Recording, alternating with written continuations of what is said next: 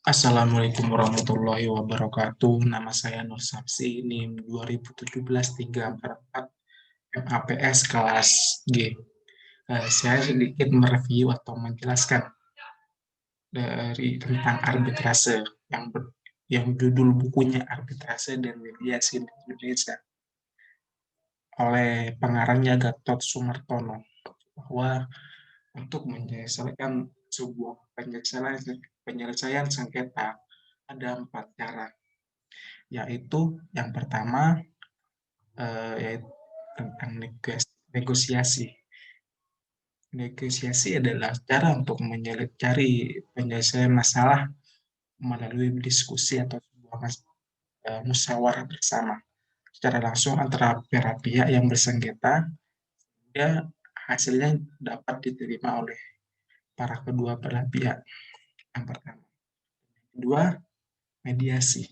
Nah, mediasi ini yaitu upaya penyelesaian sengketa dengan melibatkan para pihak ketiga.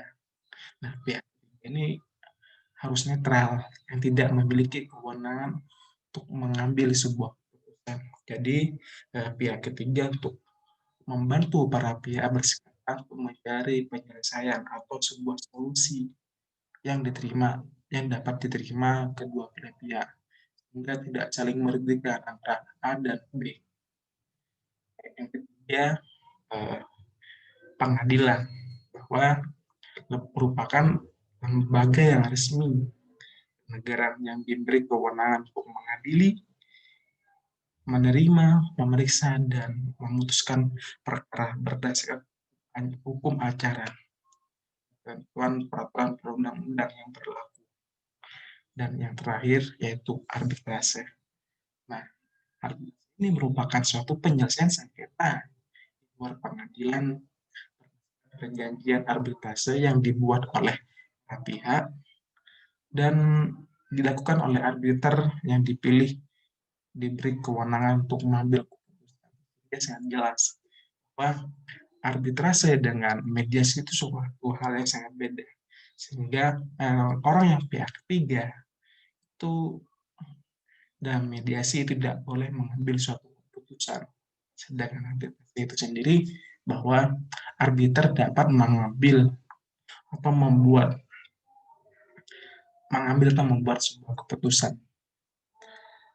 Nah, dalam pasal 1 Undang-Undang nomor 30 tahun 1999 tentang arbitrase dan mediasi penyelesaian sengketa, bahwa dalam pasal 1 ayat 1, arbitrase itu sendiri adalah cara penyelesaian suatu sengketa perdata di luar peradilan umum, berdasarkan kepada perjanjian arbitrase dibuat secara tertulis oleh para pihak yang bersengketa. Nah, mengenai perjanjian arbitrase ini, bahwa itu sudah pasal 3, pasal 1 ayat 3. Nah, arbitrase itu sendiri bahwa sebuah kesepakatan berupa klausa arbitrase yang tercantum dalam suatu perjanjian tertulis yang dibuat oleh para pihak sebelum timbul sengketa, atau suatu perjanjian arbitrase tersendiri yang dibuat para pihak sengketa. Nah, mengenai dasar hukumnya arbitrase itu sendiri sudah saya sebutkan, yaitu Undang-Undang nomor 30 tahun 1999 tentang arbitrase dan alternatif penyelesaian sengketa. Nah, ketika kita memilih penyelesaian sengketa secara arbitrase, bahwa pada umumnya cara penyelesaian sengketa perdata ini dalam kegiatan bisnis dilakukan dengan cara damai, di mana kedua belah pihak memusyawarahkan jalan keluarnya.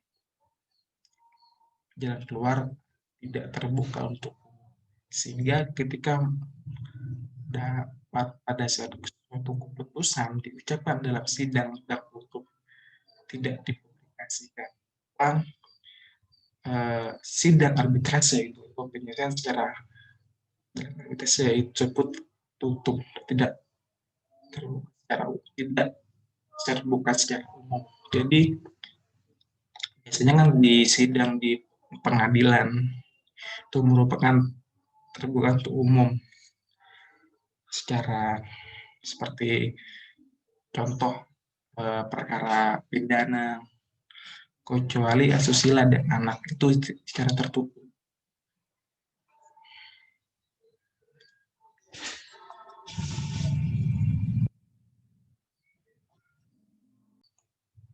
Nah, untuk menyelesaikan penyelesaian sengketa melalui arbitrase terdapat kelebihan dan kekurangan penyelesaian sengketa secara arbitrase. Bahwa yang pertama, kelebihannya yaitu pertama, kerahasiaan sengketa para pihak dijamin.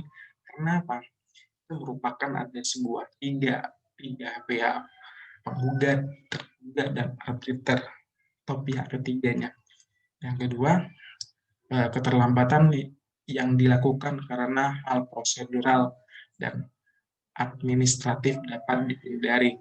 Yang ketiga, yaitu para pihak dapat memilih arbiter yang keyakinannya mempunyai pengetahuan, pengalaman, serta latar belakang yang cukup mengenai yang disengketakan jujur dan hadir. Bahwa para pihak tersebut dapat memilih arbiter-arbiter atau orang pihak ketiga di pengadilan. Dan yang keempat, para pihak dapat menentukan pilihan hukum untuk menyelesaikan masalahnya serta proses dan tempat penyelenggara arbitrase itu. Dan yang terakhir yaitu putusan arbitrase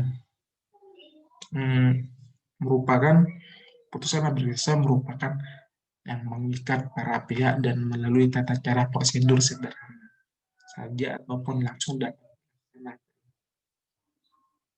Nah, dari sekilas dari kelebihan penyelesaian sengketa secara arbitrase dan juga ada terdapat kekurangan atau kelemahan dari arbitrase itu sendiri, yaitu dengan beberapa cara faktor. Ya, yang pertama hanya untuk para pihak bonafit. Nah, arbitrase itu hanya bermanfaat untuk para pihak atau pengusaha yang bonafit atau jujur dan dapat dipercaya. Para pihak yang bonafit adalah mereka yang memiliki kredibilitas dan integritas. Artinya, patuh terhadap kesepakatan. Pihak yang dikalahkan harus secara sukarela melaksanakan putusan hasil. Itu yang pertama, kelemahan yang pertama. Dan kelemahan yang kedua, ketergantungan mutlak pada arbiter. Putusan arbitrase selalu tergantung pada kemampuan teknis arbiter untuk memberikan putusan yang memuaskan dan sesuai dengan rasa keadilan para pihak tersebut sendiri. Meskipun arbiter memiliki keahlian keahlian teknis yang tinggi.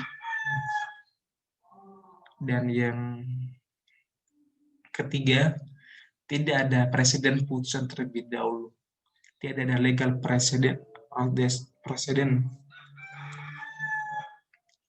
Tidak ada legal presiden atau sebuah keterikatan terhadap putusan arbitrase sebelumnya.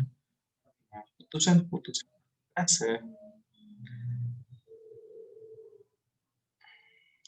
suatu perkara terbuang tanpa manfaat meskipun di dalamnya mengandung argumentasi berbobot dari para arbiter di bidangnya.